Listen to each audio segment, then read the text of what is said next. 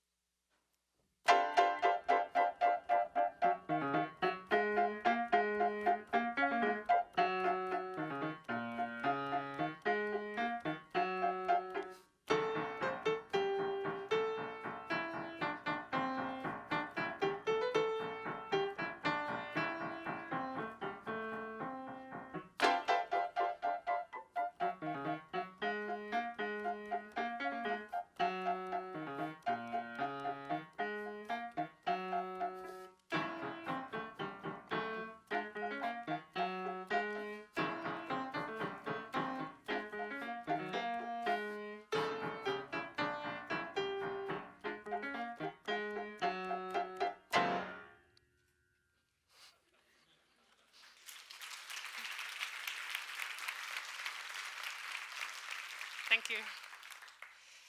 So this was an example of experimental music, and this is what I do. I perform and compose experimental music. What does that mean? Well, it might mean the use of traditional instruments in non-traditional ways. Trained as a pianist, I might play the piano with my forearms, like you saw. I might use my fists. I might use my palms.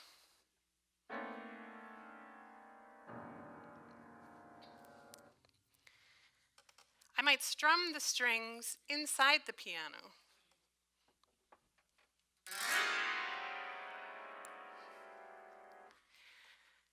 I might add implements inside the strings to change the sound of the piano.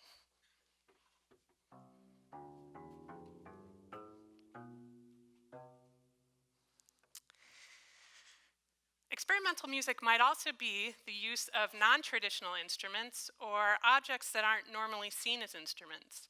Recently, I've had fun performing with a toy piano, a jack-in-the-box, and a unicycle wheel, among other things.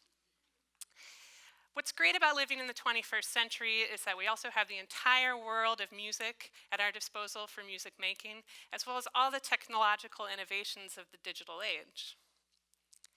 But maybe not all of this sounds like music to you. So humor me for a moment and think about what you require for something to be music. Here are some questions. Does it have to use recognizable instruments? Does it need to have a melody? Can it just have a beat? Does it have to have a beat? Can it be music as long as it's organized? Can the rain be music? Or does the rain need a soothing panpipes track while you get a massage to be music? Does music need to have a purpose? Can a frying pan be music? Does a frying pan need to be in use to be music? I cast a wide net over what constitutes music. And one of my earliest influences, John Cage, is famous for his piece 4 minutes and 33 seconds, in which a performer walks out on stage, sits at the piano, starts his stopwatch, and doesn't play a note for 4 minutes and 33 seconds. John Cage's purpose with this piece is not that it's anti-music, but rather that the silence, or the sounds within the silence, are the music. Maybe you know already when you've had to obtain silence, you realize it's virtually impossible. Once you listen to the silence, you hear the background sounds that you normally ignore. Listen.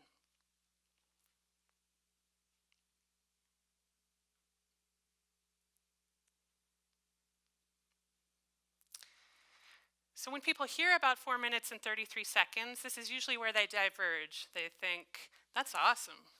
or that's ridiculous. Your answer to that is not so important to me, but rather that you ask, is this music? What is music to me?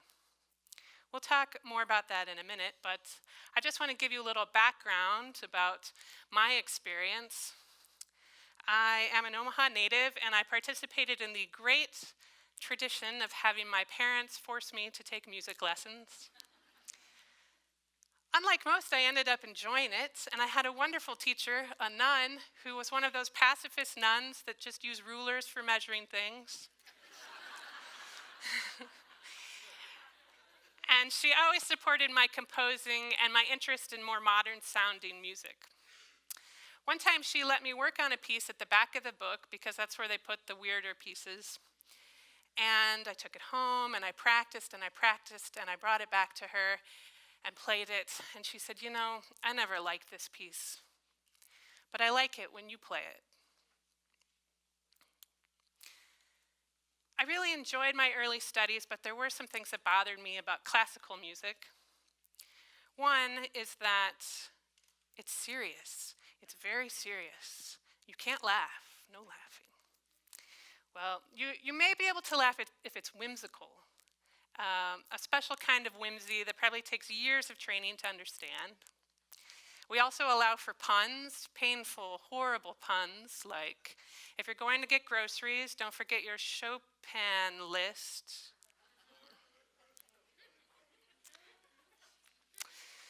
And if you don't get it, it's okay, it's bad. So I'd like to play another piece for you now. It's titled Levodextrophobia, and it's from a larger set of pieces I wrote in which every piece is a different phobia. I manufactured this one out of two existing phobias, levophobia, the fear of things to the left side of the body, and dextrophobia, the fear of things to the right side of the body. And if you think the piece is funny, it's okay to laugh.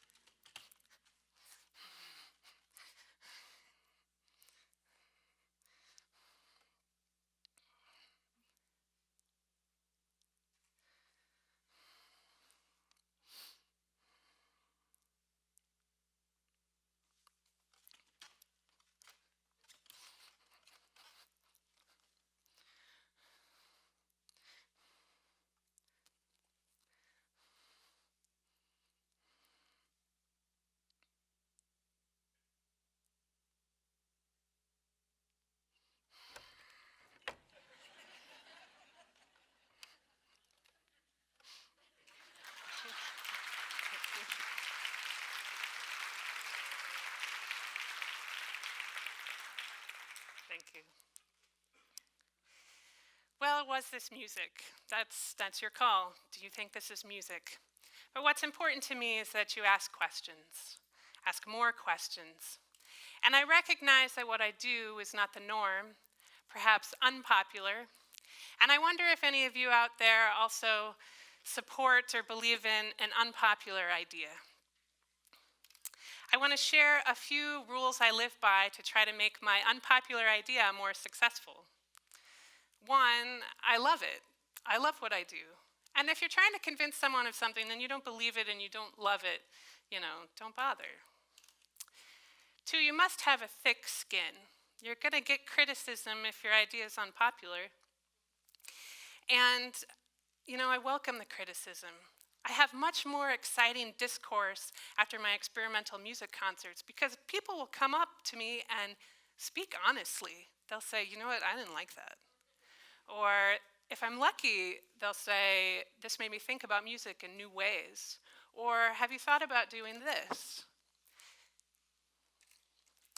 Third, can you make what you do appealing to a general audience? I find that as I go along, I become more of a specialist, and I surround myself with other specialists so that my unpopular idea is actually more popular. But to challenge myself to get out of my comfort zone and speak with a general audience, and also to make a general audience feel welcome even though they don't have the same years of training, that can be really great at engendering more people to what you do. And lastly, can you tell a joke? If you can't, don't do it.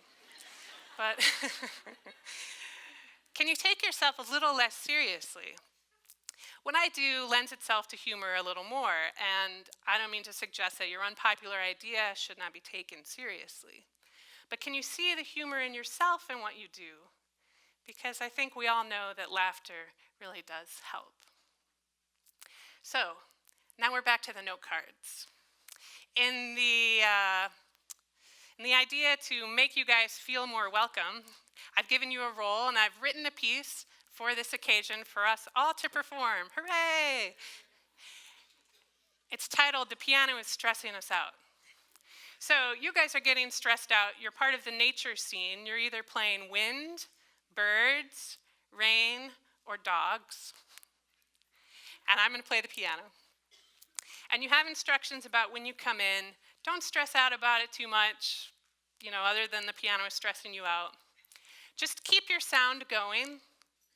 And the important thing is after I finish with the piano, be sure to have your sound come down. Don't stop your sound after I'm done. So I'm going to give you one cue at the beginning to start the wind. The wind starts the piece. Who's wind? Okay. See how there are tons of people in the audience? Be brave. Be brave. Just do it. Make a sound. I won't tell anybody. Yeah. Okay, you ready? I'll meet you at the end. Okay, here we go.